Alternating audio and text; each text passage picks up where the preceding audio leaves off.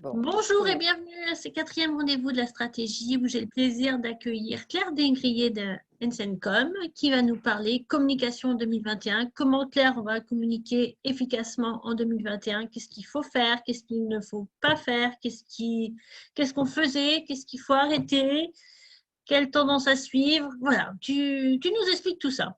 exactement. C'est ce qu'on va voir. Est-ce que j'ai la main pour partager mon écran? Ouais. Mais attends, qu'est-ce que tu Trop crois? bien. Non, mais hier, j'ai fait une présentation. J'avais pas la main, c'était un gros bordel. Ah ouais, non, moi je donne la main, il n'y a pas de souci. Alors, attends, il faut que je le mette en diaporama. Ouais. Il est où? Céline, Oui. avant qu'on démarre, est-ce que ce serait possible d'avoir, comme c'était convenu, la présentation des personnes précédentes sur le site internet? Sur les replays, ils vont arriver. Je les mets en ligne ce soir. Mais non, J'ai mis. pas ça. Leur document Word ou en tout cas leur PDF Ouais, qu'on ouais, avait. ouais. Je lui fais le petit mail tout de suite qu'elle me l'envoie. Merci beaucoup. Voilà. Hop. Est-ce que vous voyez bien tout? Ouais, Ouais, parfait. nickel. C'est parti. Alors, donc, bienvenue à ce webinaire « Comment communiquer en 2021 ?» Je pense qu'on est toutes et tous dans la même situation, un peu flippés, un peu catastrophés, un peu inquiets, ou parfois pire que ça, mais je ne vous le souhaite pas. Et oui, le principe, c'est que la communication peut quand même beaucoup vous aider, et c'est ce que l'on va voir de ce pas. Hop. Alors, que faut-il savoir pour bien commencer?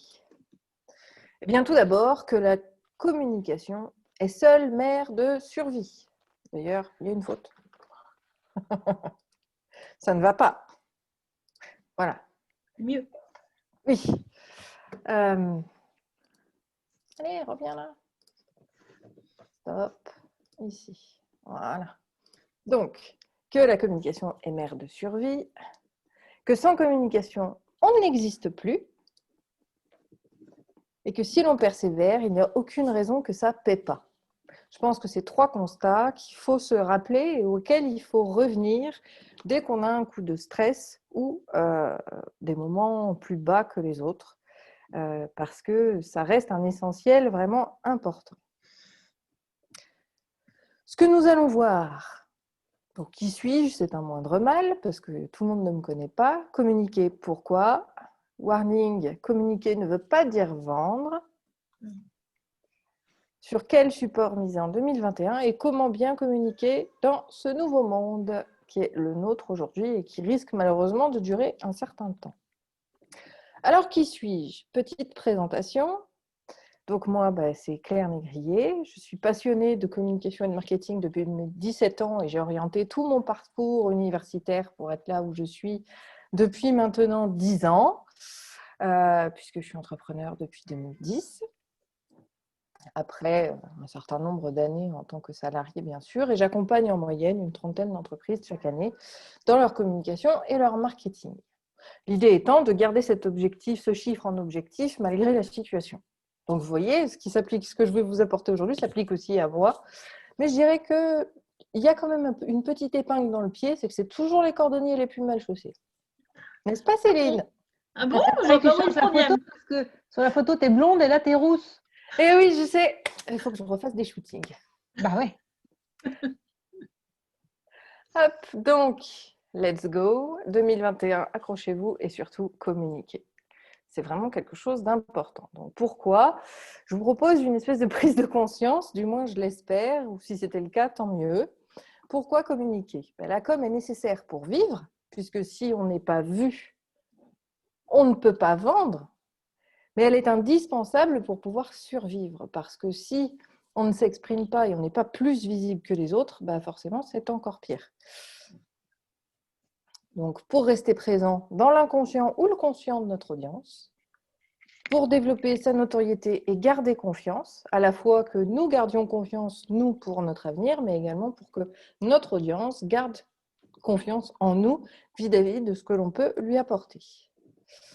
Et créer ou garder le lien avec chacun.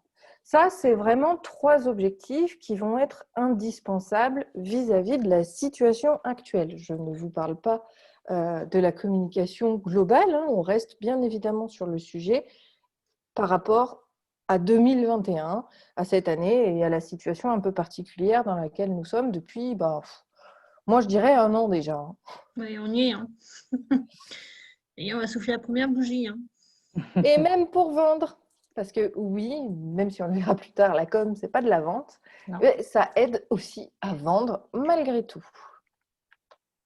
Attention au wording, communiquer, ce n'est pas vendre. Et ça, c'est un amalgame que font beaucoup de gens. Il ne faut pas confondre communication et commercial. D'accord ? Les objectifs de communication, ce sont des objectifs alors, qui sont classés sur 3 catégories que vous pouvez découvrir à l'écran, qui sont cognitifs, le fait de se faire connaître, de développer sa notoriété. La notion d'objectif affectif, celui de faire apprécier sa marque, convaincre de son expertise, avoir une crédibilité, avoir, pour certains, un côté sympathie, mais on restreint trop ces objectifs à faire connaître, faire aimer, faire agir. On est bien au-delà de cette simple analogie, puisque cognitif, ça va être le développement de la marque, d'accord, de la visibilité, mais ça peut être la visibilité d'un produit, ça peut être la visibilité de la marque en tant que telle, la visibilité de témoignages clients. Voilà, la visibilité, elle peut toucher un peu tous les segments et tous les types j'allais dire de produits, d'éléments de cette marque-là. L'affectif, ce n'est pas seulement faire aimer, c'est pour ça que vous avez des vidéos chocs qui tournent parfois et qui ont énormément de réactions. La notion d'engagement, puisqu'on va être beaucoup sur le digital, fait partie des objectifs affectifs. Et bien évidemment conatif, mais conatif, ce n'est pas uniquement l'achat, c'est bien sûr aussi le fait de s'abonner à la newsletter, le fait de rejoindre un groupe sur Facebook. Voilà, c'est simplement le fait de faire agir, de donner une action à faire à chacun. Vous le verrez, c'est ce que vous aurez à la fin du webinaire. L'objectif numéro 1 par rapport à la situation, c'est de garder et de développer le lien. Ça, c'est vraiment un élément qui est essentiel par rapport à la situation d'aujourd'hui. Et bien évidemment, pour patienter à la fois soi-même et pour faire patienter notre audience et créer le bon produit au bon moment. Parce que malgré tout, oui, la communication et le marketing sont liés au commercial et un des meilleurs moyens pour pouvoir vendre, mais je pense que Céline l'abordera davantage puisque c'est sa partie, ce qui permet de vendre aujourd'hui, c'est de créer des produits qui répondent à l'instant T aux attentes de notre audience. Donc, si vous êtes proche de votre communauté, que vous savez que, je ne sais pas moi, elle a un petit peu de mal par rapport à la situation, elle se sent étouffée, confinée à la maison, vous pouvez faire, moi c'est ce que j'ai une cliente qui l'a fait sous mon conseil, qui a créé des mini-séances donc en EFT sur la gestion du stress par rapport au confinement. Donc, vous allez pouvoir créer des produits et des services qui vont répondre véritablement aux besoins à l'instant T. Et c'est un des rares et seuls moyens de vendre dans la situation dans laquelle on va se trouver. Donc, 3 notions de la com de survie. Faire patienter, développer son audience et bien évidemment répondre aux besoins précisément pour maximiser ses chances. C'est ce que j'ai un petit peu développé au-dessus. La notion de patienter, elle est importante parce que, on le verra un petit peu plus bas, mais vous êtes dans une situation difficile, mais vos futurs clients et les potentiels clients que vous avez dans votre audience sont aussi en difficulté. Et c'est une raison pour laquelle ils ne vont pas investir dans vos produits ou services. L'idée, c'est de garder le lien avec eux de manière à ce que vous puissiez rester en contact avec eux plutôt. Alors, je dirais le mieux, c'est le contact permanent. Maintenant, on ne peut pas être H24 connecté avec notre audience. Mais le principe, c'est de rester vraiment en lien avec eux de manière à ce qu'ils n'aillent pas voir ailleurs. Parce que selon le besoin, ils vont peut-être chercher des tarifs plus bas ou ils vont peut-être se délaisser ou aller voir ailleurs parce qu'en plus, ils ont plus de temps vu qu'ils sont confinés. Donc, le principe, c'est vraiment de maintenir leur attention sur nous en tant qu'experts de la situation pour que le jour où ils ont les moyens de répondre à leurs besoins, c'est de venir sonner à votre porte. Développer son audience, oui, dans un contexte actuel où justement tout le monde a beaucoup plus de temps qu'avant, même sur le digital, ça va être très intéressant de travailler sur le développement de son audience, puisque eh bien, les gens sont en recherche d'informations et du moment que vous créez des contenus qui leur conviennent, on le verra plus tard, alors forcément, vous devriez la développer. Et comme on l'a vu juste avant, répondre aux besoins précisément pour maximiser ses chances, c'est vraiment le truc à faire pour pouvoir conforter votre entreprise et puis vous rassurer un petit peu aussi. Donc, sur quel support miser en 2021 ? Le digital, bien sûr. Est-ce que jusque-là, tout va bien ? Je ne vous ai pas perdu en route ? C'est un peu dense, mais on s'accroche. Bon, je vais alors ralentir le rythme. Donc, les différents points à garder en tête. Voilà. Vous êtes en situation difficile. Ça, je dirais que ce n'est pas possible de l'oublier. Comme toutes les entreprises, on est tous logés à la même enseigne, on est tous pareils. Donc, ce n'est pas comme lorsque une entreprise est en difficulté sur une période, on va dire, classique, où finalement les concurrents risquent de s'en sortir mieux qu'elle, puisque si elle a une difficulté de trésorerie, par exemple, elle va peut-être moins communiquer, elle va peut-être avoir plus de mal à se rendre visible, et ce sera au profit de ses concurrents. Là, on est tous et toutes logés à la même enseigne, donc finalement, on se heurte aux mêmes difficultés, et on a tous les mêmes challenges à résoudre. Donc la notion de personal branding va être important, le fait d'utiliser votre propre personnalité vis-à-vis de votre entreprise, de jouer la différence, d'avoir des choses différentes à proposer, bien sûr. Et puis, finalement, comme on est tous pareils, on est tous en difficulté, eh bien, vous allez pouvoir vous recentrer sur vous-même pour essayer d'avancer sans avoir à vous comparer aux autres ou à se sentir mal. La notion quand même de, alors, pas de bien-être, parce que c'est un terme un peu compliqué, mais cette notion d'état d'esprit, quand on est en concurrence avec les autres, on a toujours beaucoup plus de stress. Si on sait que tout le monde a les mêmes difficultés et les mêmes boulets aux pieds, en général, on a moins tendance à les regarder à côté et le conseil, c'est de rester vraiment focalisé sur vous. Enfin, vos clients ne sont pas forcément en mesure d'acheter non plus, c'est ce qu'on a vu juste un petit peu avant. Les difficultés financières dues à la situation arrivent aussi sur ce biais-là et le fait d'en avoir conscience et d'adapter son entreprise à la situation va vous permettre justement de rebondir un petit peu. Et bien évidemment, l'adaptation et le lien seront nécessaires pour votre maintien et votre survie. Hop. Alors, choisissez vos objectifs stratégiquement. La notion d'objectif, elle revient toujours en communication et encore plus dans une période difficile. On va rester le plus simple possible et avoir véritablement, on va prendre les choses une par une. Parfois, dans un monde où tout va bien, on peut gérer plusieurs objectifs en même temps parce que voilà, on est dans le flow, on a beaucoup de choses, on a beaucoup par exemple de retours clients, on a de nouveautés, voilà, on est dans une dynamique plutôt positive et énergique, contrairement à des périodes comme aujourd'hui. Donc là, on va essayer de se fixer un objectif en moyenne par période, à vous de déterminer cette périodicité, mais qui vont être donc des objectifs, bien sûr, de communication, n'oublions pas notre sujet.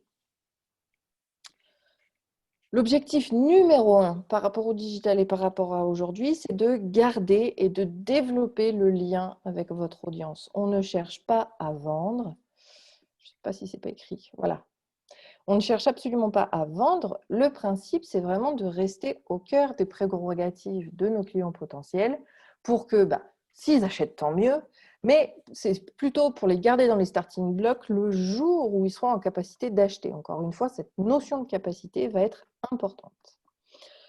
Donc, on fixe un ou plusieurs objectifs, dont le premier va être de garder ou de développer le lien, et l'objectif secondaire va être de faire patienter ou de créer, et le tertiaire, de créer des bons produits au bon moment pour répondre aux besoins de votre audience, ce qui facilite forcément l'accès aux ventes et le développement de votre entreprise malgré la situation actuelle.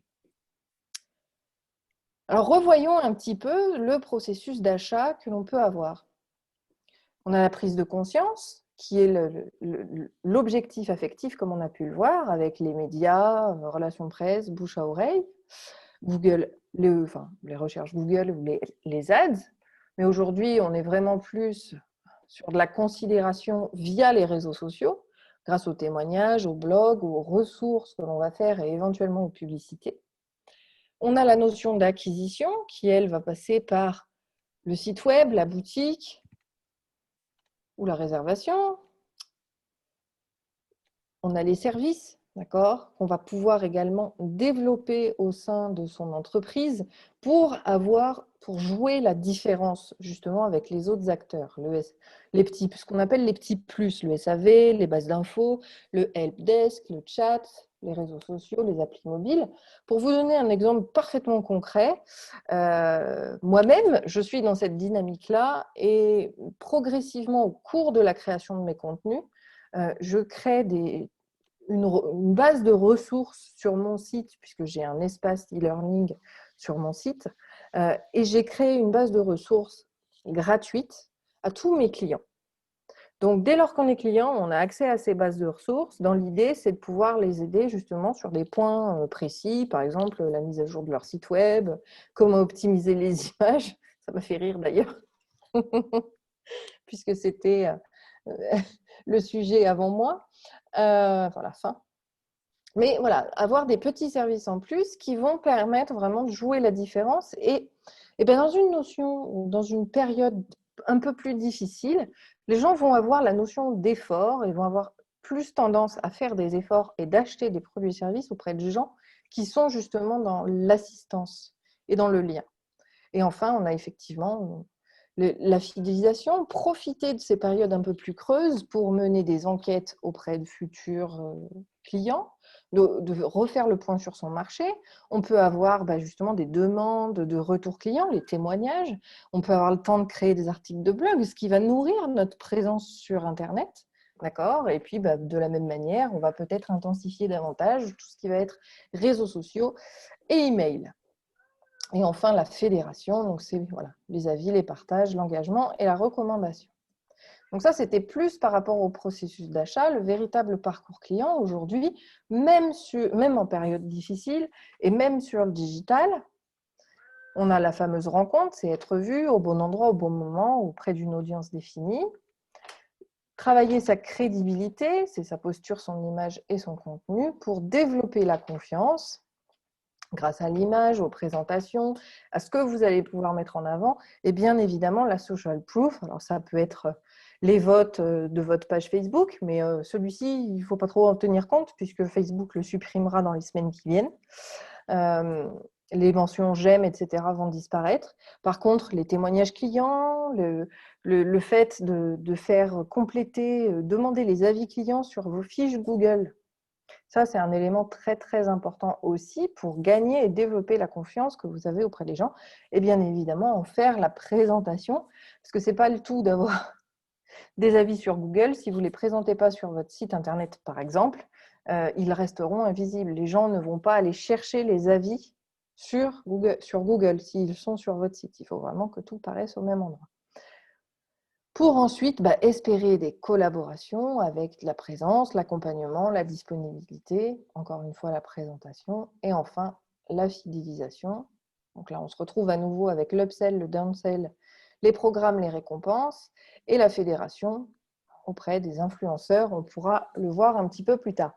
Donc là, au niveau de la fidélisation, ça c'est une notion qui va pouvoir vous permettre, peut-être, on l'espère du moins, vous développer un petit peu plus. Ça veut dire quoi? Alors, l'upsell, c'est le principe de vendre des produits qui sont en amont et à moindre prix de produits un peu plus évolués. Ça permet, dans l'attente d'une meilleure trésorerie de la part de vos clients ou dans l'attente justement de redynamiser, j'ai envie de vous dire, on n'a peut-être pas besoin d'un... Qu'est-ce que je pourrais donner comme exemple? Céline, aide-moi. Parce que je me dis que c'est peut-être aussi ça doit jouer dans ton propre domaine aussi. On n'a pas forcément besoin d'un coaching commercial quand on a mis son entreprise en sommeil. Par contre, on a peut-être des conseils à donner sur sur la stratégie commerciale vis-à-vis de la situation actuelle, un peu comme on le fait pour Swebiden au niveau de la communication. Le downsale, lui, il est plus justement pour des clients déjà acquis. On travaille là encore la fidélisation. Ce sont donc des produits connexes aux produits qu'ils ont déjà achetés, dont ils pourraient avoir besoin. Et après, on a toute la notion d'accompagnement derrière, comme je l'ai mis, avec les programmes, les récompenses, qui vont vous permettre de travailler sur la fédération et l'acquisition de nouveaux clients. Mais toujours, ça reste valable en période de crise, même, mais simplement, ça doit évoluer et ça doit être en phase avec la situation actuelle. C'est pour ça que j'insiste beaucoup sur la création de nouveaux produits et l'étude de votre audience pour savoir quel est son besoin, parce qu'on va pouvoir vraiment créer des produits qui sont spécifiques à l'instant T et qui peuvent vraiment sauver la mise. Pour parler de création stratégique d'entreprise et de création de produits, on Et dépasse sans partir dans le low cost non plus. non, sans partir dans le low cost. Voilà, Mais surtout pas de baisser les prix mais ou de choses comme ça, mais de modifier l'offre pour que ce soit. c'est pas de baisser son prix par rapport à Voilà. une offre déjà définie, c'est de créer peut-être, je ne sais pas moi, votre offre, vous pouvez la découper en 4 et vous divisez le prix par 4.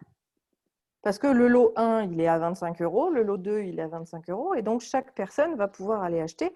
L'idée, c'est qu'il puisse l'acheter à un prix plus raisonnable par rapport à la situation, mais au final, s'il achète un mois, enfin le premier mois le pack 1, le deuxième mois le pack 2, le troisième mois le pack 3 et le quatrième mois le pack 4, il a quand même acheté la totalité du produit, sauf que comme c'était fractionné, c'était plus facile pour lui. Donc, on va pouvoir adapter ses offres et forcément sa communication pour essayer de... Alors, j'aime pas parce que le terme en marketing aujourd'hui, c'est fitter. De convenir. Voilà, fitter, en fait, ça vient de l'anglais fit, qui est au niveau de l'habillement. How does it fit? C'est comment me va ce vêtement. C'est-à-dire que ça convient à la personne. Donc, on va bien évidemment créer des choses qui vont convenir à votre audience pour maximiser les chances de visibilité, de survie, de dynamisation de l'entreprise, etc. Donc, les différents supports digitaux. Hop, à votre avis, tiens, on va faire un petit brainstorming. C'est quoi? Ça va permettre de reposer un peu, de vous reposer un peu. Site internet. Oui. Réseaux sociaux. Oui. Appli, podcast, Google My Business. YouTube. Alors, ça, c'est des supports de communication. C'est bizarre, on est 5 et j'en entends que 2, dont Céline. Mais Céline, elle est hors jeu. Je me tais, je coupe le micro, j'ai compris. Non, mais non, tu as le droit de participer, tu rigoles. Au contraire.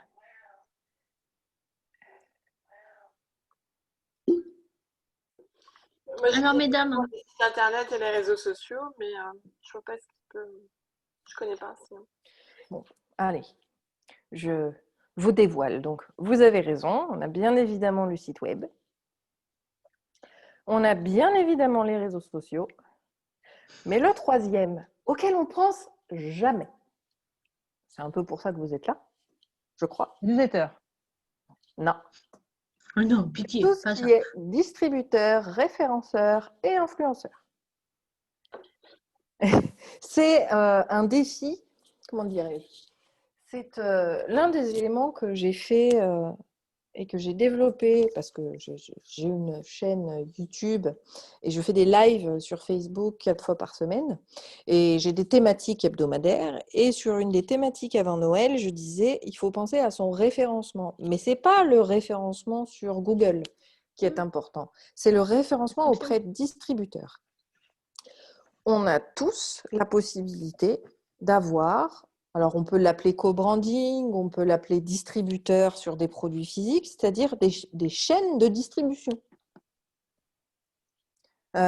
Pour ma localité, j'ai voulu créer un marketplace. Et tous les commerçants et artisans, on va dire la plupart de ceux qui étaient tentés par l'expérience, parce que j'ai fait un marché de Noël local en digital, pour essayer de les dynamiser, etc. m'ont dit, ouais, c'est pas la peine de faire un marketplace, j'ai déjà mon site web. Alors que non, ce n'est pas bon. C'est pas une bonne réflexion. Plus on multiplie les zones de distribution, c'est-à-dire l'accessibilité à vos produits et services, plus vous maximisez les chances d'obtenir de nouveaux clients. Par exemple, bon, alors je vous donne un exemple, mais finalement il est réel, il n'est pas du tout hypothétique. C'est qu'avec Céline, ça fait des années qu'on se connaît. Et donc maintenant, on essaye de travailler ensemble quand on peut. Et ça veut dire quoi de travailler ensemble? Ce n'est pas compliqué. Quand on a des clients qui ont des besoins commerciaux ou en communication, on s'appelle et on essaye de travailler en collaboration pour nos clients. Parce que sans stratégie commerciale, eh bien, on ne peut pas définir non plus de stratégie de communication. Et sans communication, les objectifs commerciaux, ils ne seront jamais atteints. Puisque quand on ne communique pas, je vous le rappelle le début du webinaire, si on ne communique pas, on est invisible et donc on ne vend pas. Donc le principe, c'est d'augmenter le nombre de distributeurs. Alors je ne sais pas, je vous invite à me dire, moi je vais le noter de mon côté, quels sont vos domaines d'activité? Moi, je travaille dans le milieu culturel, en spectacle vivant, donc les réseaux de distributeurs, ça me parle pas en fait. C'est les bureaux qui vendent les billets, style la Fnac, ce genre de… C'est pas du tout mon marché, on va dire. Moi, je travaille avec des artistes en spectacle vivant. Je suis moi-même intermittente du spectacle et je pourrais être en auto-entreprise ou en micro, mais en tout cas là, je suis intermittente. Et moi, mes cibles, c'est des directeurs de théâtre. Donc, j'ai en effet des sites vitrines, j'utilise en effet des réseaux sociaux, mais j'ai aucun distributeur en direct. D'accord. J'attends de voir. Il y a d'autres… Nathalie, tu expliques ce que tu fais? Moi, je te connais, donc… On a perdu Nathalie, elle s'est endormie. Non. Bon, je me permets, Vas-y, Sophie. qu'elle se connecte. Donc, moi, je suis coach en rangement et organisation. Moi, ce que je traduis à travers ça, c'est plutôt des partenaires pour moi et des prescripteurs. Je ne sais pas si c'est cette notion-là. Alors, qui ne sont pas digitaux, mais hier, justement, l'après-midi, j'étais voir une agence immobilière parce que le service que je peux apporter, c'est aider les gens qui veulent vendre une maison à la rendre plus sexy. Quand c'est un peu le bazar partout, de ranger, de désencombrer, de dépersonnaliser. Alors, je ne fais pas dans le home staging, je ne fais pas de déco, etc. Mais au moins, déjà, quand la maison est un peu plus… on peut la prendre en photo plus facilement et la visiter et pouvoir se projeter avec ses propres meubles et son propre mode de vie, c'est plus facile. Donc, voilà, ça fait partie. Moi, c'est plutôt des gens qui vont me prescrire, des notaires, il y a plein des gens qui font dans le soin aussi thérapeutique. Pour moi, c'était plus ce domaine-là. Bien sûr, on est complètement d'accord. Bon, et Nathalie? Non, Céline? Que fait Nathalie? Alors, Nathalie, elle vend des produits liés au bien-être, on va dire. Voilà, exactement ça. Vous m'entendez ou pas? Ça va, je me suis pas trop trompée, on vous Nathalie, entend, ça va? Nathalie. Oui, voilà. Non, je suis bien là. Oui, produits bien-être, produits naturels pour améliorer la santé et le bien-être des personnes. Ça va passer des bijoux et accessoires avec des aimants, en passant par des compléments alimentaires naturels comme la spiruline, la cérola pour la vitamine C, le collagène marin pour les douleurs articulaires. L'argent colloïdal, les huiles essentielles, tout ce qui est produit à base de CBD aussi maintenant, les huiles, des crèmes, etc. Toujours pour améliorer le bien-être de manière naturelle et de préférence, comme on disait ce matin, avec des produits français. D'accord.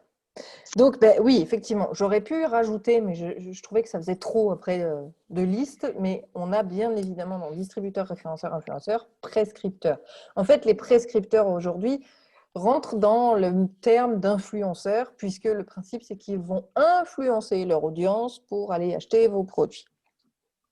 Donc, on est exactement là-dedans. Alors, je vais du coup essayer de profiter de vos domaines d'activité pour vous donner des exemples concrets. Donc, Sophie, vous l'avez bien compris. Alors, pour le coup, c'est sur une agence immobilière, mais vous pourriez en avoir de partout. Vous pourriez très bien faire… Alors, je donne des idées parfois complètement loufoques, mais c'est là que des fois, on peut vraiment tirer son épingle du jeu. Vous pourriez proposer à Lego une optimisation de rangement pour les chambres d'enfants. Ça sent la mère qui en a marre de se faire mal aux pieds en marchant dans la chambre de ses enfants. Non, j'y rentre carrément plus. Je n'y rentre plus. Je peux même plus fermer la porte aujourd'hui. Donc, ça peut être ça. Ça peut être aussi, eh bien, il ne faut pas les oublier, mais dans les annuaires également. Aujourd'hui, il y a beaucoup d'annuaires professionnels, d'accord, qui vont pouvoir lister dans votre spécialité ou pas d'ailleurs, votre présence et votre existence. Vous avez également à ne pas oublier, notamment par rapport au référencement local, tous les sites d'activité de vos institutions. Mairie, CMA, il y a quoi d'autre Conseil général, il peut y avoir la CCI également qui va vous lister. Le référencement, aussi sur Internet, va vraiment vous aider à gagner en visibilité. Tous les annuaires sont bons à prendre. Ça, c'est quelque chose de simple. Alors, c'est fastidieux et laborieux, je ne le dis pas, parce que c'est à vous de faire la démarche et c'est à vous de le noter partout. Mais vous allez pouvoir gagner en visibilité en étant sur ces annuaires-là, sur la liste des différents professionnels. Vous avez la notion également, donc je l'ai un peu avancé en vous parlant de ma propre création et de ma propre expérience, c'est la participation et votre présence sur les marketplaces. Alors c'est sûr que vis-à-vis du spectacle vivant ou du coaching en rangement, ça peut être un petit peu compliqué. Cela dit, vous avez des réseaux qui listent aussi les prestations de services et sur lesquels vous pourriez aller. Moi, je vois par exemple, en communication, il y a des réseaux comme Bipub qui listent vraiment tous les acteurs de communication. Donc, quand on est aussi spécialisé dans sa branche, ça va permettre d'être trouvé davantage par rapport à si on ne faisait rien. Pour le spectacle du vivant, ça pourrait être de contacter aujourd'hui, forcément vis-à-vis de la situation, il y a plein de nouvelles créations qui existent et être sur des annuaires justement donc de présentation d'acteurs, de rentrer en contact avec tous ceux qui font de l'animation digitale. Vous avez aujourd'hui des entreprises qui se développent pour créer des spectacles, pour créer des animations digitales qui vont vraiment, avec la notion de billetterie, etc., simplement, c'est fait par webcam parce qu'on s'adapte encore une fois à la situation. Donc, ça Même peut… des spectacles de magie qui se font sous Zoom, c'est possible. C'est ça. Je vous rappelle quand même le plus gros événement de la fin d'année, David Guetta qui a mixé à Miami en direct sur Zoom. C'est ça. Donc, bon, lui, par contre, c'était un concert gratuit parce que c'était au profit d'une association. Donc, après, il y avait une notion de don. Et il a engendré plus de 2 millions de dollars de dons ce jour-là, alors qu'on est en période de crise, qu'ils étaient complètement confinés et qu'il n'y avait que lui dans la rue. Mais voilà, ça fait partie des initiatives que l'on va pouvoir trouver aujourd'hui, sur lesquelles on va pouvoir se positionner aussi. Et je dirais que même en termes, encore une fois, local, vous pouvez aussi être créateur de ce type de support. Donc, pour vous, Margaret, si vous faites du spectacle du vivant, vous pourriez proposer à vos clients de faire un spectacle digital et de proposer des choses. Alors, oui, c'est sûr, ce n'est pas comme si on était sur les planches, quoique vous pourriez peut-être, par le biais d'entreprises privées, aujourd'hui les gens vont quand même travailler dans les entreprises, louer une scène pour vous produire, pour que les acteurs soient sur scène, mais que ce soit diffusé sur le digital, sur un support digital comme on le voit à la télé. Alors comme je dis, c'est sûr que le lien avec… Dans ce débat. Comment ? Je ne vais pas rentrer dans ce débat.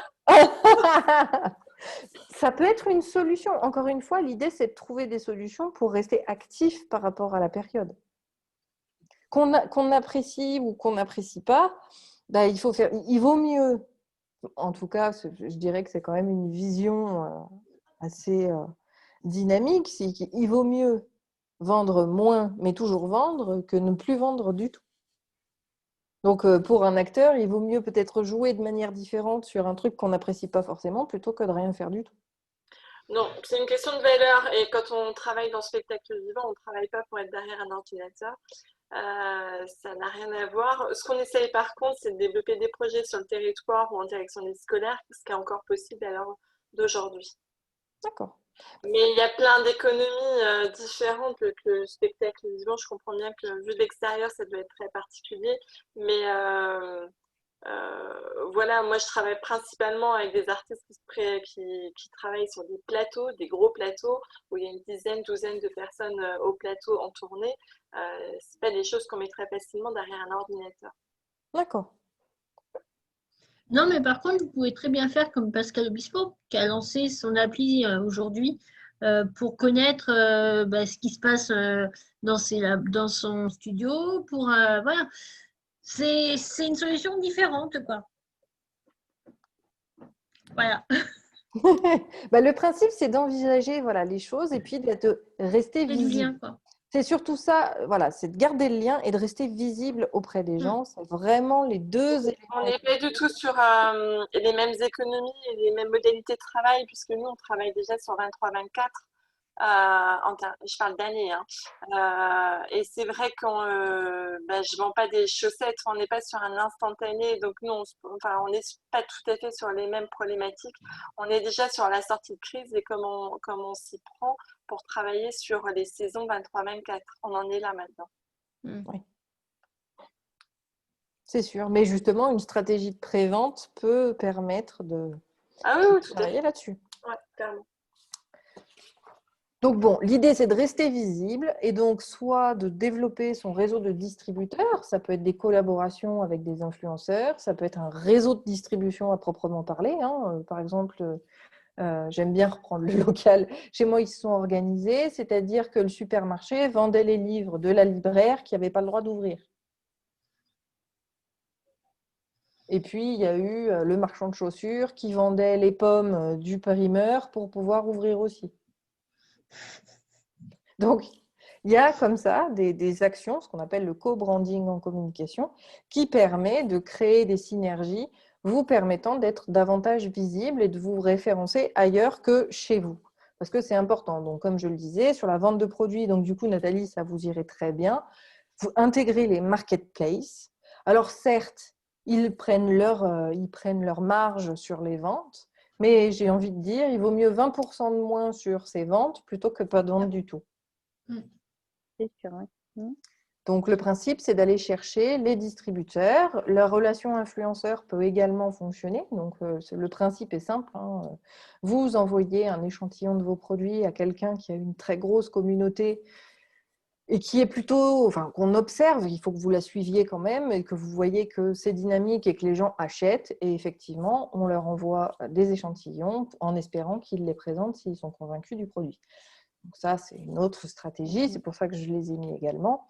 Et que dans les influenceurs, on a donc, comme on le disait, les prescripteurs qui vont vous permettre de continuer de travailler. Je vous donne un exemple. Moi, j'ai une cliente qui est hypnothérapeute, qui a sympathisé avec 2-3 généralistes autour de chez elle. Et quand le médecin voit bien que le patient ne répondra pas aux médicaments ou que sa problématique n'est pas du tout médicale physique, il va pouvoir l'orienter vers Laurence, le cas échéant, s'il identifie que l'hypnothérapie peut l'aider. Donc, on a ça aussi. L'idée, c'est vraiment de se faire recommander et d'être présent dans d'autres milieux où les gens ne nous rencontreraient pas si on n'avait pas passé la porte. Voilà. Hop. Alors, comment les sélectionner? Donc, je parle des supports de communication. Donc, tout support digital découle de la connaissance de votre audience, que ce soit pour le support de diffusion ou son contenu. Ça, ce sont deux éléments très, très importants. Donc, on a l'objectif, la cible et bien évidemment le message. On revient sur un schéma stratégique de communication classique où on identifie un objectif. Je ne sais pas moi, développer sa visibilité. On identifie sa cible, c'est les particuliers. Les particuliers sont sur Facebook. Quel type de message j'ai envie de proposer? J'ai envie de donner des astuces. Allez, je vais reprendre qui? L'exemple de Nathalie, des produits liés au bien-être. Je vais faire une série d'articles peut-être sur mon blog, sur mon site, ou une vidéo ou un podcast, peu importe le support, que je vais diffuser sur Facebook pour garder un réseau social très familier où sont tous les particuliers ou une majorité d'entre eux. Je vais le diffuser, je vais diffuser mon contenu auprès de ces particuliers via Facebook. Donc, on a la notion de création de contenu sur un support, le blog, le podcast, la vidéo, etc. Et on a une notion de diffusion, support de diffusion. La diffusion ne va pas être au même endroit que l'écrit. On n'écrit pas ces articles sur Facebook. Bon, il y a une possibilité de le faire, mais ça ne sert à rien. Donc, le principe, c'est vraiment de rester sur sa propre entité, d'accord? Donc, quel que soit le contenu que vous fassiez, rédactionnel. Donc ça, c'est standard. Là, on le sait, on le fait sur son site en général. Mais si vous faites de la vidéo ou du podcast, embarquez-les sur vos sites web aussi. Et le lien que vous partagez, il peut être fait à 2 moments différents. Le premier, lors de l'édition, et vous renvoyez vers la plateforme de diffusion, donc YouTube ou Spotify, par exemple, si c'est un podcast. Et puis, dans un deuxième temps, c'est ce qu'on appelle le retargeting, c'est-à-dire qu'on va renvoyer l'information parce que sur les réseaux sociaux, c'est 5% de votre audience qui va voir le premier message, donc avec un peu de chance, c'est 5 autres % qui verront le deuxième. Vous allez pouvoir le promouvoir via votre site web. Et là, l'intérêt, c'est que les gens soient sur votre vitrine.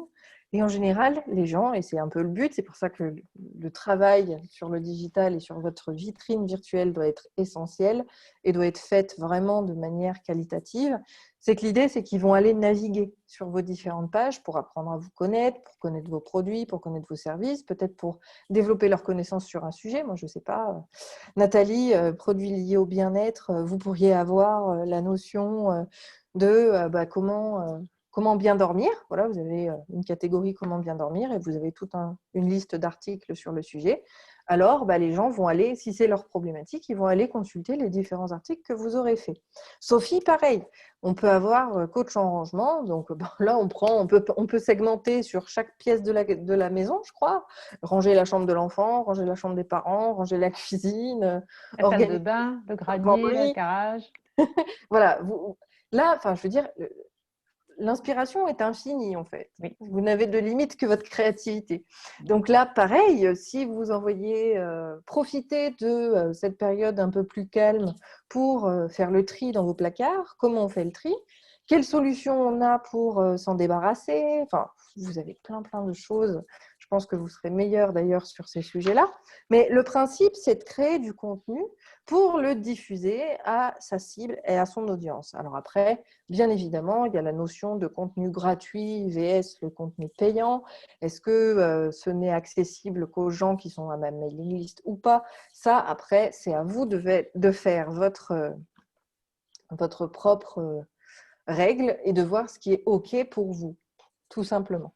Et justement, de là pourra découler, donc je pourrais plus l'avoir pour Nathalie, pour Sophie, quoique pour Nathalie aussi, ça peut être des ateliers en direct via les réseaux sociaux, via Zoom, Skype, ce que vous voulez, pour justement répondre à une problématique. Et c'est là, parce qu'on a créé toute une série de contenus sur un sujet ciblé, qu'on va avoir un certain nombre de consultations, un certain nombre de réactions. L'avantage des réseaux sociaux, c'est surtout qu'on va pouvoir identifier les personnes. Parce qu'on n'a pas le nom ni l'email de la personne qui va lire notre article, sauf s'il faut qu'il s'inscrive. C'est pour ça que je vous disais la notion de privé ou de public et de gratuit ou de payant. Parce que les contenus contre-échange de mail, c'est payant. La monnaie d'échange, c'est le mail. C'est juste pas, c'est pas la même monnaie, mais ça reste du payant quand même. Donc, à vous de voir justement quels sont les objectifs que vous voulez, quel est le message à faire passer. L'idée étant, si vous trouvez un créneau qui intéresse vraiment, ça peut découler sur des idées de création pour la suite. et pour votre audience, et puis de créer des produits payants qui vont réellement intéresser votre audience. Hop.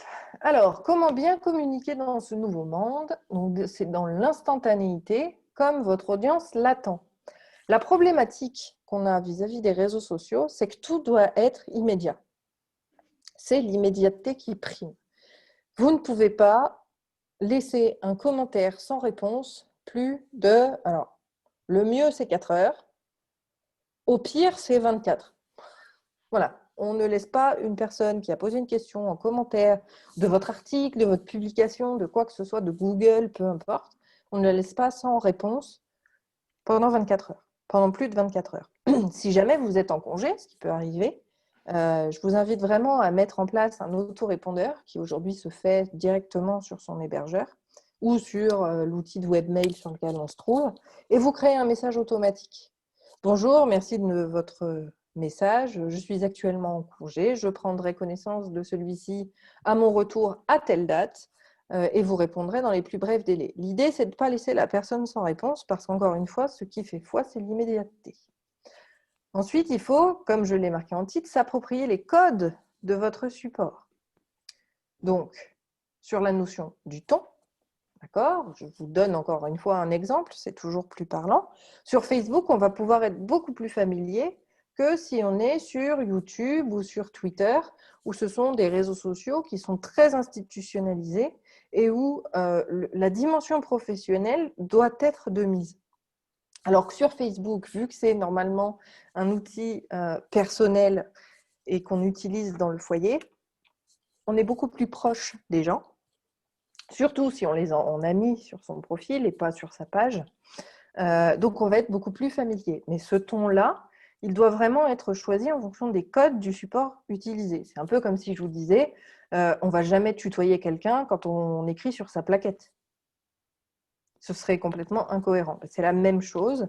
Chaque réseau social a sa propre identité, sa propre façon de faire. Donc, il faut vraiment être en lien et en accord avec ces codes-là. Donc, au niveau du ton, de sa façon de s'exprimer, mais également au niveau de la taille, d'accord ? Alors, pour vous donner l'exemple, les gens connaissent de moins en moins Twitter, mais Twitter, c'était 140 caractères, c'est passé aujourd'hui à 280, mais on est limité en taille de support. Comme sur Facebook, les textes à rallonge où il faut appuyer sur lire la suite et que ça ouvre une nouvelle page tellement c'est long, c'est quand même contre-indiqué. Il faut pouvoir respecter un minimum vis-à-vis du support sur la taille de son message. C'est quelque chose quand même de très important à prendre en compte. Et enfin, bien sûr, la notion de régularité. Ça, c'est un élément indispensable à votre communication et à votre façon de communiquer sur les réseaux sociaux. Parce que si vous ne le faites qu'une fois tous les 3 mois, ça ne sert absolument à rien. D'accord ? La notion de visibilité de votre publication sur la toile vient, en fait, c'est un effet boule de neige. Plus vous allez publier, plus vous aurez de visibilité, plus vous aurez de réactions, plus vous aurez de visibilité aussi. Donc, cette notion de régularité, elle doit être très importante et elle va, elle aussi, s'adapter et varier en fonction du support. Alors, je vais vous parler concrètement. Sur Facebook, on est plutôt autour de 3 publications par semaine. Si vous avez fait plus, il faut rester à plus. Moi, par exemple, c'est quotidien. Si vous faites moins, vous risquez de ne pas être vu. Et là encore, on est dans la notion de pertinence. Et ce ne sera plus du tout pertinent de rester sur ce réseau-là. C'est que vous n'êtes pas au bon endroit. Sur YouTube, par exemple, les YouTubeurs. Alors, ce que j'appelle YouTubeurs, ce ne sont pas ceux qui ont des chaînes, ce sont ceux qui utilisent YouTube comme moteur de recherche et comme visiteurs de contenu. YouTube, lui, ils sont très, très friands. Si on pouvait faire une vidéo par jour, ce serait bien. Après, il faut que ce soit au minimum 2 à 3 vidéos par semaine. Si on est en dessous, on n'est pas crédible et on ne montera pas du tout, on n'aura aucune visibilité sur la plateforme. Donc, Ça va, Sophie ? Hein ? Sophie est dépitée, là. Ah ben, je suis déprimée. Ah, J'ai 10 vidéos sous le pied, j'en ai mis 3 et moi on m'a dit une toutes les 3 semaines en rythme de croisière, c'est bien. Sachant que j'en ai que 10, donc quand j'aurais mis les 10, Alors, ce qu'il faut savoir, c'est que YouTube, c'est un dinosaure. YouTube est un dinosaure, mais qui a la meilleure visibilité de tous les réseaux sociaux. Il est même au-dessus de Facebook aujourd'hui, en termes de visibilité. Pourquoi? Parce que YouTube est devenu un moteur de recherche à part entière. Les gens utilisent YouTube, c'est-à-dire qu'ils ne vont plus sur Google, ils vont sur YouTube, ils tapent leurs mots-clés et ils regardent les vidéos qui sortent vis-à-vis des mots-clés. ah ouais. Et quand on est abonné, alors dans cette stratégie-là, en termes de moteur de recherche, bon, je dirais qu'une fois toutes les 3 semaines, ça peut aller, parce que l'idée, c'est d'avoir du nouveau contenu. Par contre, du moment qu'on a un développement en termes d'abonnés, quand on commence à avoir le compteur qui augmente, là, vous allez vous retrouver face à des gens qui sont en attente de vidéos, mais en attente constante. Donc, du coup, il va falloir… Là, Alors, c'est un ça, métier après, à part entière. Tu fais plus que ça, quoi. C'est comme les youtubeurs. voilà, on devient youtubeur, mais parce que c'est la sélection du support qui va le mieux. Après, je dirais, par rapport à votre domaine, je pense que c'est un média sur lequel il vaut mieux se pencher. Ça ne sert à rien d'avoir 36 médias différents. Même en période de crise, multiplier les supports ne sert à rien. Il faut juste bien les choisir. Et on en garde 2, 3, éventuellement 4, mais certainement pas plus. Pas plus de 4, parce que sinon, on s'éparpille, on n'est plus assez vigilant, on n'a pas le temps de suivre. On n'est plus assez rigoureux également parce qu'on a la notion de régularité, etc. Il ne faut pas non plus avoir à se lasser et à se retrouver en difficulté. Donc, 3 vecteurs de communication, 3 axes de communication suffisent, même en période de crise, c'est juste qu'on va les intensifier et les dynamiser. De la même manière, je ne l'ai pas mis ici, mais sachez que une régularité, elle peut s'augmenter, mais en aucun cas, on va la diminuer. On peut l'arrêter, par exemple, pour cause de congé. Donc, ça s'explique, ça s'affiche en gros, etc. On dit bien qu'on est en congé et que les vidéos reprendront à telle date. Mais en aucun cas, on ne diminue la fréquence de ces publications. Ça, c'est vraiment quelque chose à proscrire dans sa communication, parce que c'est là qu'on va ralentir et qu'on va perdre notre visibilité. C'est la récurrence de nos contenus qui nous permettent de gagner en visibilité. Plus le fait que les gens réagissent, ça augmente davantage. C'est la notion, vous savez, d'algorithme. Cette notion d'algorithme, tant qu'on garde le rythme, on ne pêchera pas. Dans notre jargon, c'est ça.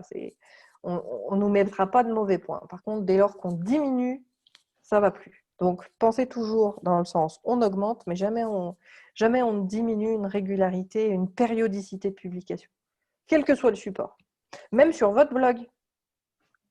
Si vous vous dites, je fais un article par semaine, ne retournez pas à un article par mois. Par contre, ce que vous pouvez faire, c'est vous dire, je fais un article par mois, et puis si au bout d'un an, vous voyez que vous avez vraiment beaucoup de contenu et que vous arrivez à produire, passez à 2 par mois. Et on augmente progressivement petit à petit. Là, le blog, moi, je triche parce que je peux mettre la date que je veux de publication. Donc là, je sais que en décembre, j'en ai fait qu'un et je sais que j'en ai 2 ou 3 voilà, je vais pouvoir glisser et je vais mettre des dates d'édition qui permettent que… Sachez que même si vous mettez des dates antérieures, les robots savent très bien à quelle date il a été publié. Tant pis. Donc, c'est valable. Cette notion de rétro-planning et d'antidatage va fonctionner effectivement pour les visiteurs qui vont croire qu'effectivement, il y a eu du contenu de manière régulière, mais vous ne trompez pas Google. Oui, voilà. Non, mais pour les visiteurs, je préfère vous le dire parce que si vous partez là-dessus en disant non, mais c'est bon, j'antidate et du coup, ils verront rien, non, c'est pas vrai. Après, est-ce que c'est embêtant vis-à-vis de Google qu'il y ait 3 articles qui arrivent d'un coup, que j'antidate? Non, pas forcément. Par contre, c'est que le blog soit alimenté. Régularité, c'est surtout ça qui va pêcher. C'est-à-dire que les robots, ils vont venir une fois par semaine sur votre blog. Et ils voient, il n'y a pas de nouveau contenu, il n'y a pas de nouveau contenu, il n'y a pas de nouveau contenu. D'accord. Donc après, ils vont ralentir leur venue. Donc, c'est pour ça qu'on est moins référencé. D'accord. Hop. Tu me dis, Céline, pour le timing, parce que du coup, je ne le vois plus. Non, mais prends tout ton temps et après, pas de souci. Ah bon, il n'y a personne après moi? Tu finis, donc Prends tout le temps que tu veux. Sauf qu'au moins, il y a un moment donné, j'allais bien mettre le nez dehors parce que j'en ai marre d'être enfermée, qu'on a du soleil. Donc moi, je Alors, pense qu'à 5 heures, je vais arrêter. Non, mais Le c'est bon, 5 heures, principe- c'est bon. Ça fera 1h30 quand même. le principe, c'est l'animation avec des idées originales, des messages forts, des supports attendus. Ça, c'est quelque chose d'important. Si vous publiez une recette par semaine, d'accord, en fait, c'est un rendez-vous que vous avez créé avec votre audience. C'est pas grave, vous utilisez les outils de programmation, mais faites en sorte que votre recette, elle arrive toujours au même moment, à la même date, à la même heure, parce que les gens vont l'attendre. Alors, pas les premières, bien sûr, parce qu'il faut qu'il y ait une habitude qui se crée. Une habitude se crée au bout de 7 fois. C'est ce qui est dit.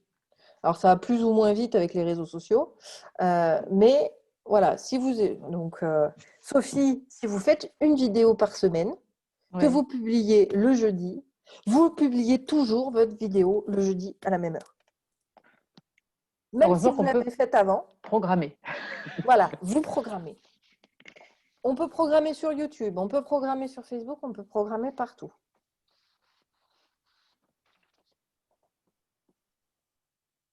D'accord? Et quand je parle de messages forts, alors je vais vous donner plutôt un contre-exemple, parce que c'est ce qui marche le mieux. Les citations de grands auteurs, c'est juste pour meubler, ça ne sert à rien et ça a zéro de portée. Mais tout le monde le fait. Hein. Ah, Je c'est sais, pénible.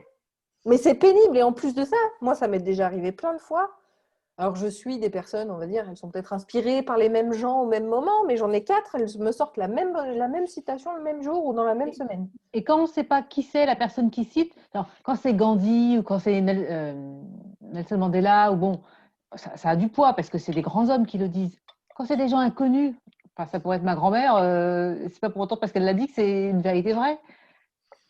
Quand on ne sait pas pourquoi les gens l'ont dit, tu vois, moi j'aime bien quand ils mettent le métier en dessous, moi que ça justifie. Tu vois, quand c'est un grand architecte qui va dire un truc sur le bâtiment ou sur la construction, bon, bah, il est architecte, donc il connaît ce métier, mais si on ne sait pas qui est la personne, On est ouais. parfaitement d'accord. Donc, restez sur des messages pertinents Ouais. et souvent des messages forts. Alors, ce que j'entends par fort, c'est qu'ils ont réellement une ambition. On ne parle pas pour rien dire, tout simplement. On va vraiment à l'essentiel. Chaque mot a son importance. Tous les mots superflus, on les supprime. Selon l'objectif qu'on a, bien évidemment, puisque chaque publication, logiquement, répond à un objectif. Tout va bien? J'ai perdu personne? Non, c'est bon, t'inquiète. Ouais, ça va. Et donc, restez en contact avec eux. C'est un petit peu ce qu'on a vu tout à l'heure, du mieux que vous pouvez, c'est-à-dire de manière la plus instantanée possible. Et surtout, questionnez-les. Ça, c'est un truc, je vois personne le faire. Tout le monde publie dans le but que les gens réagissent. Mais en fin de compte, votre audience, c'est ce qui vous permet de créer des contenus. Si vous êtes dans l'interaction, s'ils vous disent ce dont ils ont besoin, vous facilitez grandement tout le reste. Et le seul moyen pour avoir cet échange, c'est de les questionner. Donc, pensez à leur poser des questions régulièrement, et ça se fait dans les publications. Ça peut se faire sous forme de teasing, ça peut se faire... Il y a plein de façons d'être en interaction. Story, non.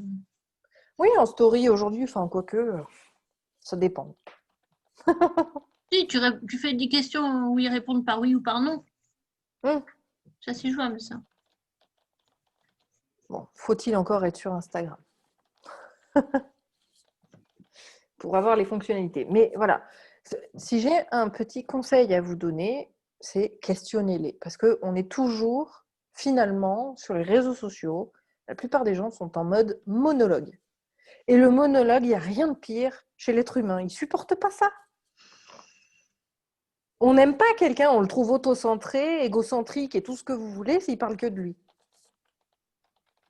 Donc, un moyen d'y remédier, c'est d'interroger notre audience. Et puis, forcément, si on a des réactions, des commentaires, ça développe l'engagement, qui développe notre visibilité, et on est dans un cercle vertueux. Et voilà, je me disais, il en manque un. Répondez le plus vite possible, c'est ce que je vous disais tout à l'heure. Voilà, en conclusion, on reste connecté et on personnalise un max. Voilà, c'est fini. Est-ce que vous avez des questions? Alors encore, c'est un métier à part entière, hein. Oui, c'est sûr. Hop, je vous propose de couper mon partage d'écran. Hop, comme ça, pour les questions, on peut se voir. Moi, je me suis astreinte à faire un planning de communication, ce qu'on Mhm. m'avait conseillé de faire depuis longtemps. Et je l'ai toujours sous les yeux, je sais, voilà. À la fois moi, je suis sur Facebook, LinkedIn et puis mon blog. Et donc, je viens de créer une chaîne YouTube, mais je ne l'ai pas encore intégré dans mon planning. Et du coup, parce que par rapport à mes événements, rien qu'en plaçant des événements, parce que je suis chroniqueuse sur TV Tour, ou j'organise des ateliers, ou déjà rien que de les placer, je sais que je fais une annonce avant, je fais un remerciement après, même si c'est quelque chose de privé, je fais un remerciement après, enfin, j'en fais allusion. Donc, rien que ça, je me suis rendu compte que d'un événement, j'avais au moins deux publics que je pouvais faire, une avant, une après. Et après, j'ai plus qu'à caler entre des choses. Et puis en plus, comme je fais une chronique tous les mois sur TV Tour, bah, du coup, à chaque fois, c'est un thème particulier. Donc, du coup, je fais un article sur mon blog qui correspond. Enfin, voilà, Tu vas annoncer que tu vas passer à la télé après pour que les bien gens le sûr, regardent. C'est le bien principe. sûr. Et puis, s'ils ne l'ont pas regardé, l'article suivant, c'est vous ne l'avez pas regardé, Voilà, en vous avez le replay, replay. exactement. Et depuis que j'ai fait ça, du coup, ça m'a ouvert des possibilités. Enfin, j'ai découvert que c'était plus facile de remplir une semaine, de faire deux. J'essaye, moi, d'être à deux publis par semaine régulièrement, enfin, avec du sens, parce que j'ai des choses comme ça qui sont déjà calées, en rajoutant effectivement du contenu sur mon métier. J'ai découvert le site des Journées mondiales 2. Il y Ah a des ouais. trucs ultra farfelus. Dès que c'est en lien avec mon métier ou avec ce que j'explique, j'en capte un truc. Bon, j'avoue que l'année dernière, c'était le Journée mondiale du merci. Je l'ai utilisé, mais c'était pour faire un remerciement à tous les gens qui me soutiennent, qui m'accompagnent, etc. C'était un message plus voilà, du cœur. Mais voilà, moi, le planning de communication, je l'ai démarré il y a 2 mois et j'en suis ravie. Eh ben, c'est ce qu'il faut. Mm. C'est ce qu'il faut faire parce que c'est ce qui dynamise et vous avez raison de faire. Donc, ce que vous faites, c'est du multicanal. Il ne faut pas tomber dans le cross-canal. Le cross-canal, c'est le principe qu'ont les marketeurs, d'accord, de faire d'un post Facebook un email, un article de blog. L'article de blog, ils le transforment en vidéo et en fait, on dit exactement la même chose partout. Ça, c'est ce qu'il ne faut pas faire. Aujourd'hui, c'est à proscrire le cross-canal. Sauf quand on a des audiences absolument distinguées et différentes. Si vous avez identifié que vous n'avez absolument pas les mêmes personnes sur votre mail et sur Facebook, alors vous pouvez le faire. Par contre, si on a les mêmes personnes identifiées, alors il ne faut pas le faire et il faut faire du multicanal. Le multicanal, sur ma slide du parcours client, c'est exactement ça. C'est-à-dire qu'à chaque instant, on va lui présenter quelque chose. Donc vous, vous présentez en amont ce que vous allez dire, la thématique que vous allez aborder. Après, vous publiez l'émission, vous publiez éventuellement le lien du replay. Donc c'est l'accessibilité pour ceux qui n'ont pas vu la vidéo. Comme c'est écrit replay, ceux qui l'auront vu, qui ne sont pas intéressés, ils vont juste pas y faire attention. Ce n'est pas une redite. Et vous avez donc la suite. Donc ça va très bien. Sauf que quand je fais une publi sur Facebook, bien souvent, je mets le même texte sur LinkedIn. Quand j'annonce justement un événement ou quand je fais un article avec un peu de contenu, j'avoue que c'est le même texte. Je fais copier-coller. Une expertise. Est-ce que c'est la même Normalement, communauté? Pour moi, non. Facebook et LinkedIn, c'est pas la même chose. non, c'est pas la même. Non, mais il Et de y en toute a qui ont façon, les il faut- mêmes communautés des deux côtés, hein. Moi, j'ai Oui, pas mais les mêmes. entre LinkedIn et Facebook, c'est quand même rare d'avoir les mêmes. Donc on a cet avantage-là, c'est qu'on a deux populations différentes, même s'il y a 2-3 personnes qui peuvent être dans les Oui, deux. les proches, ils sont fans. Voilà. Ils sont partout. Les affinités nedos. Mais voilà, donc vous avez ça. Puis il y a une façon d'introduire. Vous n'allez pas présenter en introduction, pour introduire votre article, vous n'allez pas le présenter sous le même angle sur Facebook ou sur LinkedIn, puisque vous ne vous adressez pas au même public. Il y a un public qui est absolument professionnel, donc vous avez un discours qui est normalement professionnel dans l'introduction de votre article. Cette semaine, j'ai voulu vous parler de ça parce que c'est important vis-à-vis d'eux. Découvrez le site en pièce jointe ou cliquez sur le lien. Alors que sur Facebook, on va être souvent, comme je le disais en introduction, au début du webinaire, on est beaucoup plus familier en général par rapport à tout ça. Enfin, familier, c'est une autre approche. Plus amical, on va dire.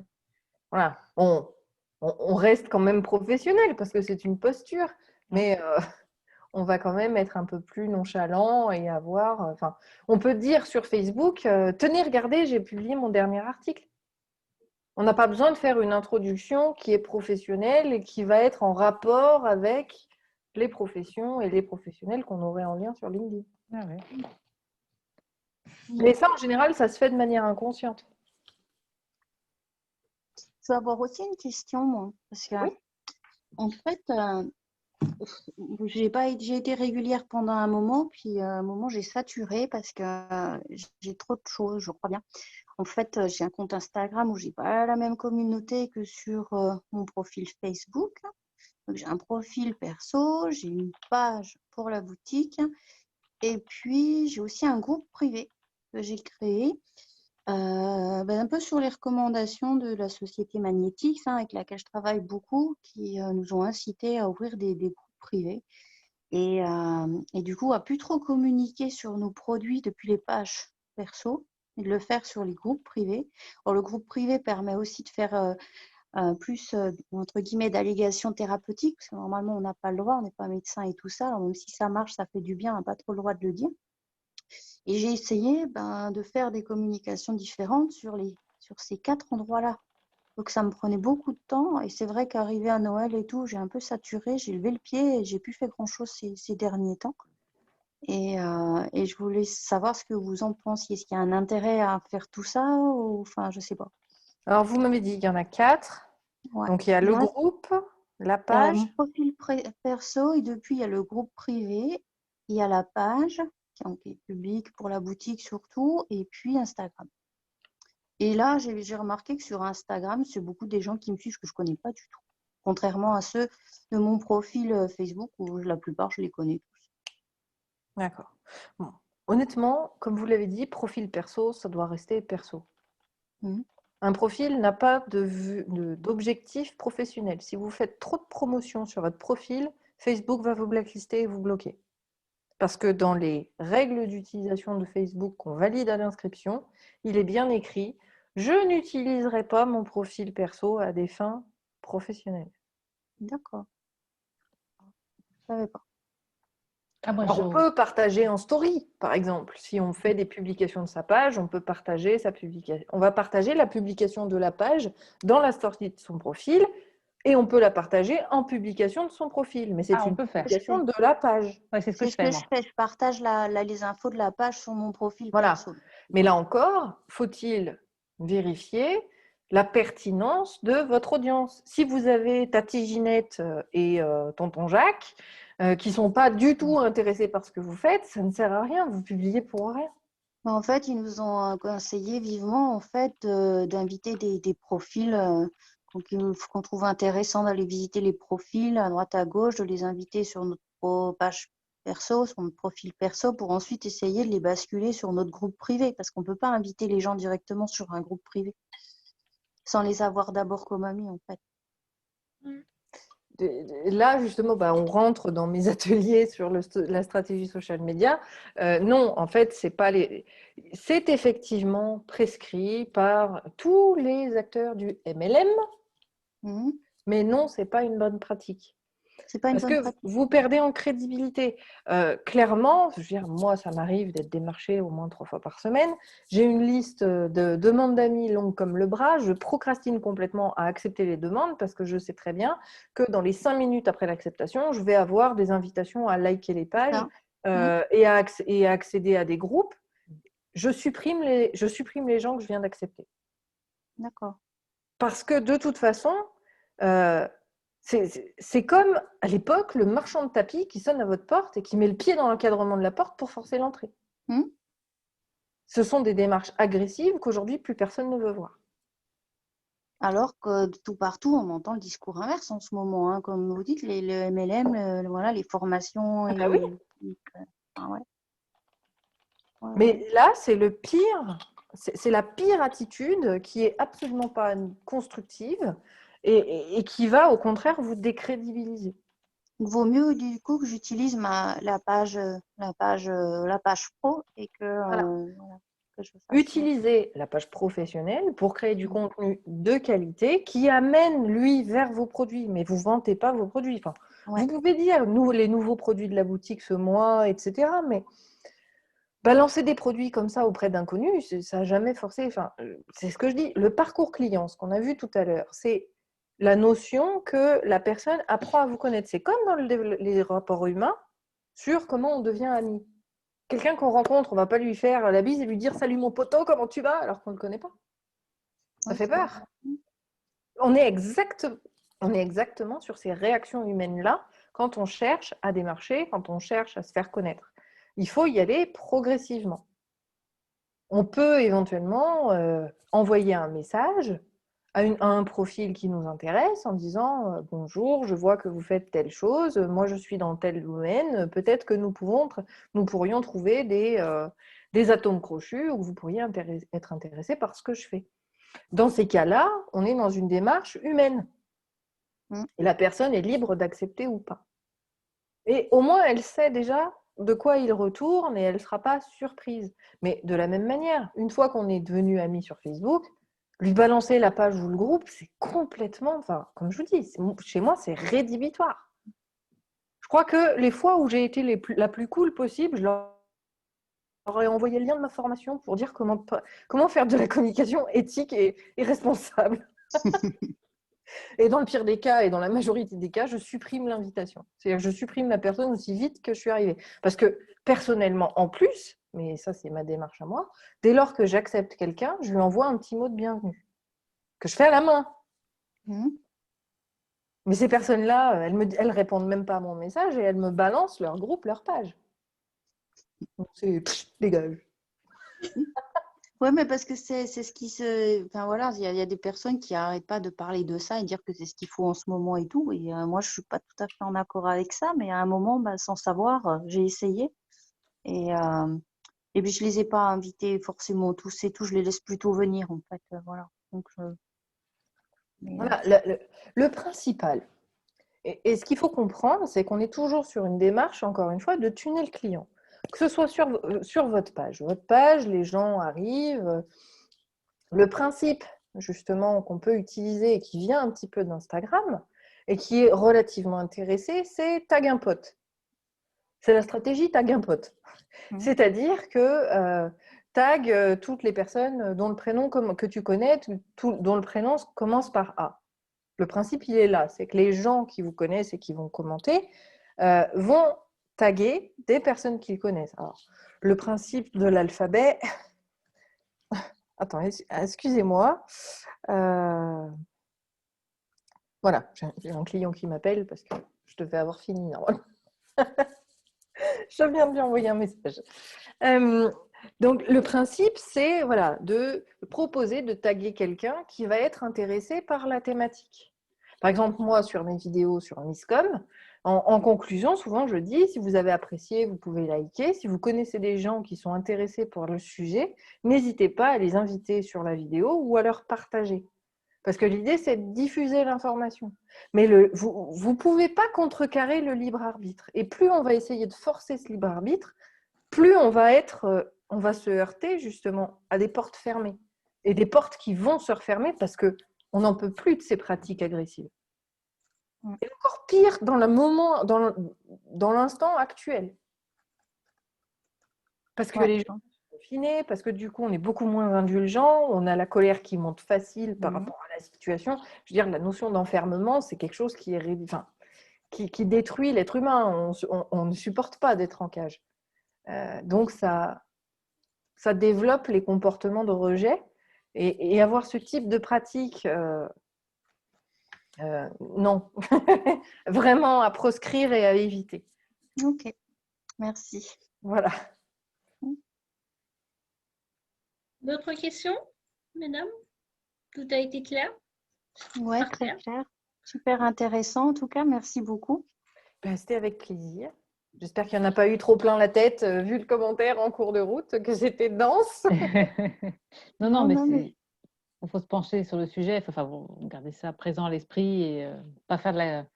Enfin, si on communique, il faut le faire de manière structurée, en sachant où on va, à quoi ça sert. Exactement. Parce qu'on y passe Faire longtemps. de la communication qui ne sert à rien, pour reprendre, alors attendez, Nathalie, voilà, l'action d'aller demander les gens en ami pour leur balancer leur page, etc., c'est pas pertinent, donc c'est une perte de temps pour vous. Et le temps, c'est de l'argent.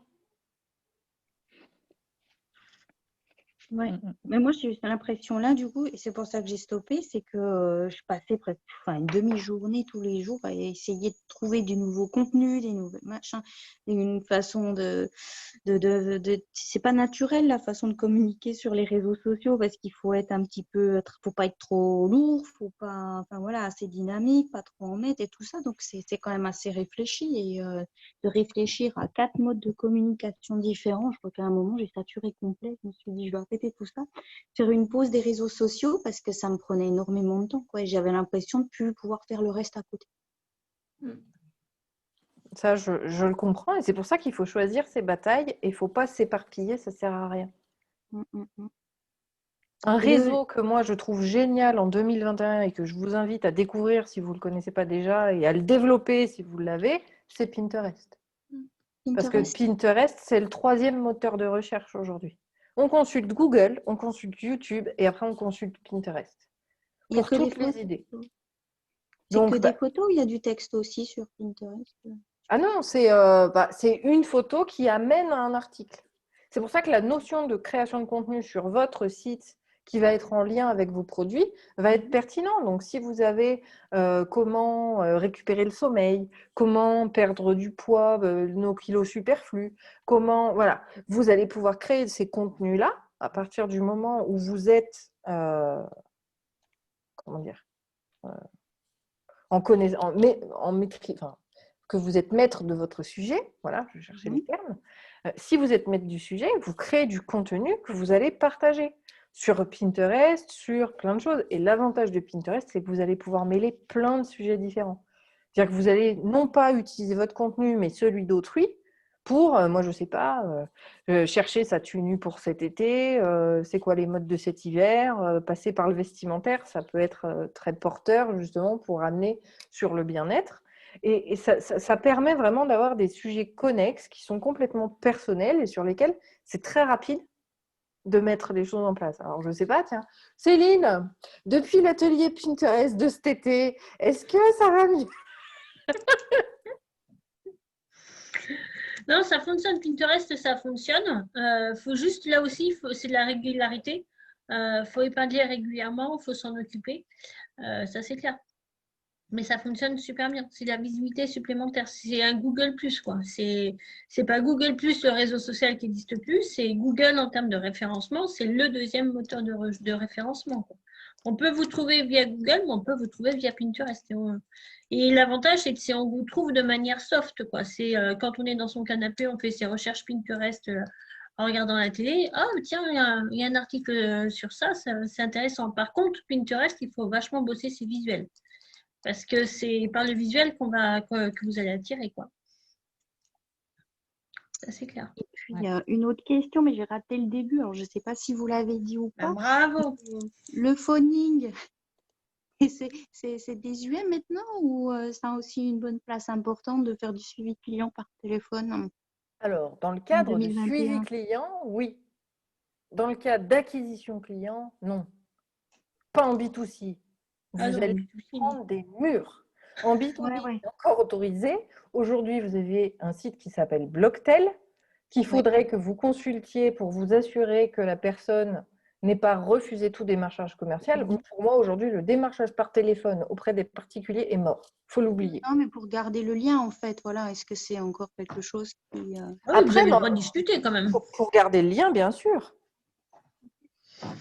Sur des personnes qui ont donné leurs coordonnées, qui sont déjà clients, sur lesquels vous pouvez faire un suivi, miser sur la fidélisation, là oui. Ok. Mais pas sur de l'acquisition. Non, mais on est bien, je suis bien d'accord. Oui. Après, je dirais qu'en termes enfin, c'est pas digital d'ailleurs, c'est tout ce qui est hors que offline. Tout ce qui n'est pas de visu va pouvoir être fait. Donc tout ce qui va sortir de votre imagination va pouvoir marcher. On n'est pas confiné, vous avez encore le droit de distribuer des flyers. Ouais. Tu as encore 1h05 pour le faire. Non, ça commence. Ah oui, nous, on n'est pas encore. Non, nous, on est déjà. Ouais, c'est pour ça. Vous êtes Ouais, confinés, ouais. vous, en Alsace? Non, on est sous couvre-feu. Ah oui, oui, Oui, sous oui. On couvre-feu. rentre avant 18h. Mais oui, mais non, parce que dans le cadre du boulot, tu peux te faire une dérogation. Oui, oui, Tu as ton oui. attestation que c'est dans le cadre de ton travail que tu fais ton Non, démarchage. mais pour nous, entrepreneurs, c'est très simple. Tu imprimes ton cabis. Et en cas de contrôle de la gendarmerie, tu présentes ton cabis et c'est bon. Le cabis. Oui, ou l'attestation d'immatriculation, parce qu'on n'a pas tous des cabis. Ouais, tout à fait. Eh bien, il ne me reste plus qu'à te remercier, Claire. Voilà, bah écoutez, Merci avec beaucoup. grand plaisir. J'espère Merci que beaucoup. Merci aux participantes. Et malgré puis à la tous ceux qui... densité, ça a été intéressant. Oui, oui, Comment? oui, oui, oui. Merci Non, beaucoup. Merci à toi. Merci à vous. Et puis, bah, Merci, si vous avez Claire. des questions, n'hésitez pas.